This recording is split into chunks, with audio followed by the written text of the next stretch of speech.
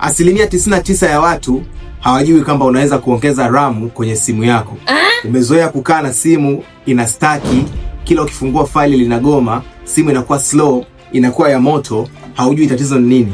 Tatizo ni RAM. What? Kwanza kabisa hakikisha umesave hii posti na umefollow hii account, kwa sababu nina share series za smartphone kila siku. Una uwezo wa kuongeza RAM ya simu yako na kuifanya iwe speedy kuliko ilivyokuwepo mara ya kwanza. Na hii inafanyika bure wala bila kudownload application yoyote. Kama na wewe unataka kuongeza RAM kwenye simu yako ili ikawe speedy, ingia kwenye setting, shuka chini mpaka kwenye device care, nenda kwenye memory, halafu nenda kafungue RAM Plus. Utakutana na list ya RAM 2GB, 4GB, 6GB.